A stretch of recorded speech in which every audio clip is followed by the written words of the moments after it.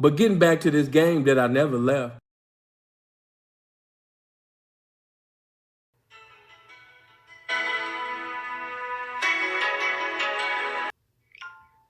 What's going on? What's happening with you this morning, man? Oh man, just some more of it, man. Obtaining and maintaining as usual, man. What's going on with you? Oh, just some more. Just jump on this bike and give me some exercise in. Oh man, that's a blessing, man. You know what I mean? Yes, sir. Yes, You sir. dig? Every morning, got to stay on it, man. Get up Yes, and drink your sir. clean water. Uh, but shit, I didn't want much, man. You have a blessed day. Oh man, I appreciate you just for calling in, man. It's a blessing, man, just to be able to socialize with family, man. You stay blessed. One. Yes, sir. Yeah, I like that, man. You know what I mean? Wake up, man, and exercise. You know what I mean? Of course, I'm answering questions. It ain't me talking about a topic. I know if I was to talk about a topic, some people would have been up in here, but this is y'all video.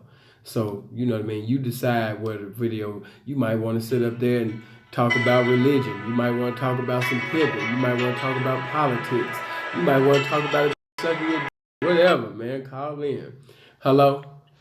Yo, Simple, what's up, man? Oh man, another blessed day, man. You know what I mean? My head is above ground, still got my liberty in society, and still got another opportunity to have some currency, man. What's going on with you though? Nothing much, man. Nothing much. I have one question. A while back you had talked about a P named Cato or something to that effect.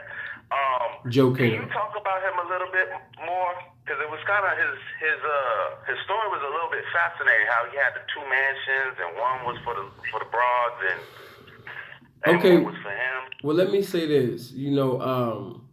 Of course, in the game, you got a lot of famous people who are looked at and glorified to be that dude.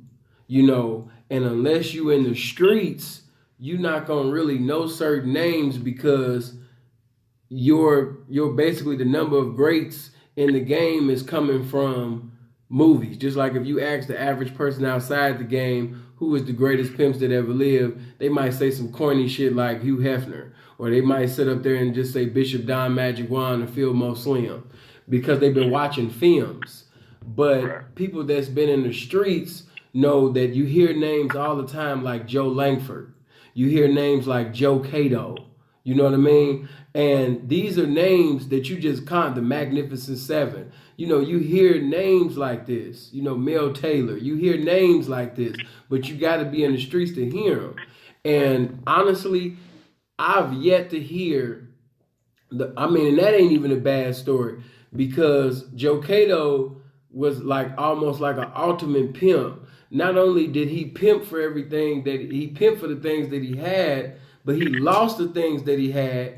Then he came back and gets the shit back right, get it right back. You know what I'm saying? The man come back and get it again. You know what I mean? So his stories is like the definition of phenomenal. To be honest with you, I've never heard anybody in the game who actually had better pimp stories than Joe Cato. I mean, just think about that. Just one mansion you stay in, you go across the street, you walk across the street, there's another mansion, and that's where your hoes live. You riding in limos every day. You got Rolls Royces. You know what I'm saying? Like this is the dream, man. Like nobody, and I mean that, nobody. You know what I mean? Classic stories, I have not yet to hear anybody who had more pimpish stories, more classic pimp stories than Joe Cato and Joe Langford. Wow. Them was cold, okay?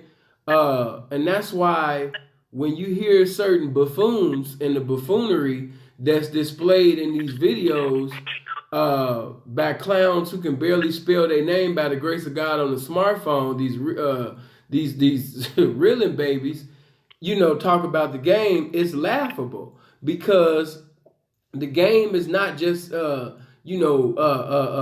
cash and flash. The game is about being a renaissance man. It's about being intelligent. It's about being eloquent when you speak, about people basically feeling, what you're speaking about when you speak, speaking profound and, prolific, man, you know what I mean? About every motherfucking everything that you say, everybody gets some substance and intelligence on whatever you decide to speak on.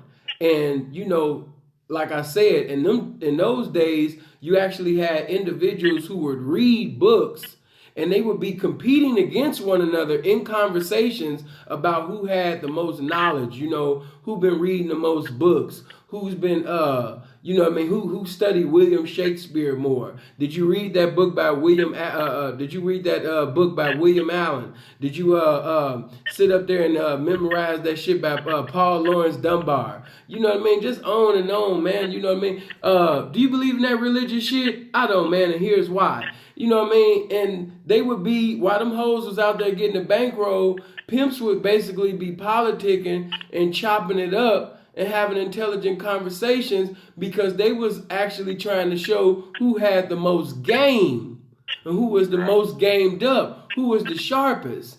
And that's the Joe Langford, era, man. That's, what I mean, Gene Morton, days and things like that. These are the people that my big brother looked up to. These are the people who Gorgeous Dre looked up to. You know what I mean? These are the guys who always kept their nails manicured. They were always clean. They always smelled good. Their hair was always done or always cut. These guys were pimps, okay? But yeah, man, his stories was beyond amazing. I'll give you one story, right? In Noble D's book, I learned this through Freeze because Freeze read Noble D's book. And Noble D said that he had knocked a bride from another country, right? So the little bride come in, she come in Hollywood, and she want to be an actress. She want to be a movie star and all of that. So, like normal girls back in the day, she came to Hollywood. And when she came to Hollywood, she ended up meeting Noble D, and Noble D ended up knocking her ass. But see, when you knock one of them girls that want to be a rapper, or she want to be on VH1, she want to be on Love and Hip Hop and all that type of shit, just remember the same way that you knocked her, that's the same way somebody will knock your ass. So if you get in her ear and you tell her that, you're going to be in this lifestyle, you know what I mean, and you're going to be a movie star one day, or you're going to be a rapper and all of that, she going to hold you to your word. And like I said, the same way you knocked her, that's the same way somebody gonna knock you, because they gonna come trying to sell a bigger dream than you just sold her. So what happened was, Joe Cato, of course, by him being the man and having the tools and having the hookups that he did, he got up in that bitch ear, he sweated that bitch on the track and ended up having that. And one day, Noble D was calling, he was, trying to get in touch with the bitch, but he couldn't get in touch with her. But one day while he was driving, at the stoplight, a limousine pulled up and the window came down. And who was in the limo? It was Joe Cato.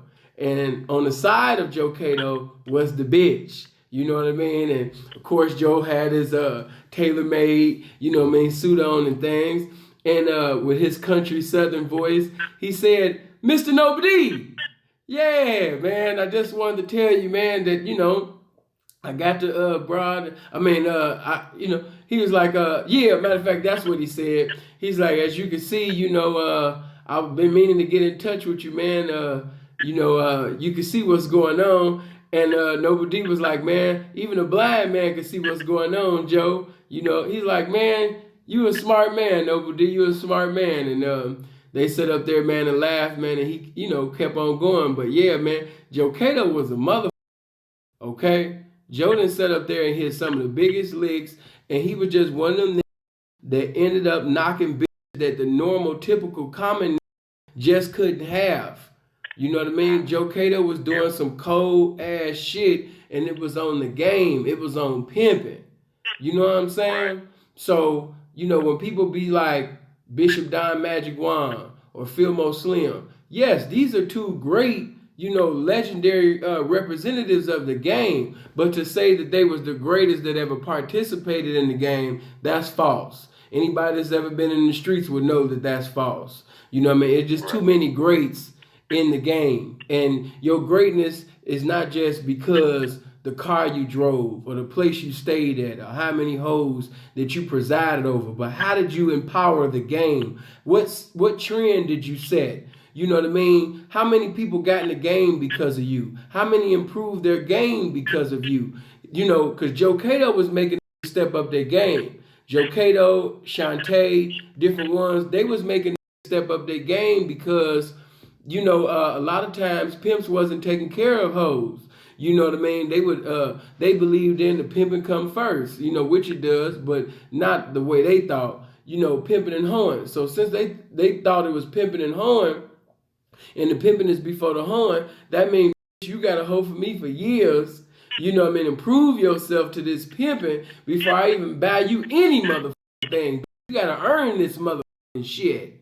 And a lot of them pimps with that mentality, they wasn't really getting a lot of big currency and longevity out of these because they had the wrong mentality on how to preside over these. But Joe Cato was putting them in houses. Joe Cato was putting them in the right attire to get his desire because he had a great mentality about how to get his money out them. He took care of them.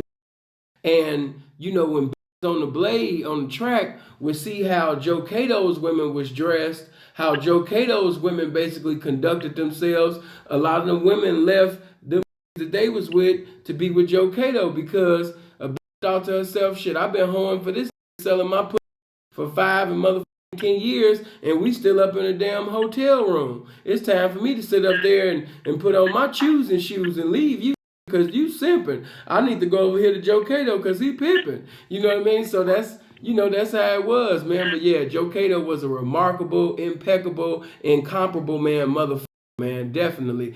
Every story that I would hear about Joe Cato, if it was any, you know, if it was any time that I needed to have some fire under me and get encouraged, his reputation in the game always, you know what I mean, fired me up. Whenever the old school pimps would speak on him, man, I hear a story, man, and just instantly, man, get fired up to go pimp.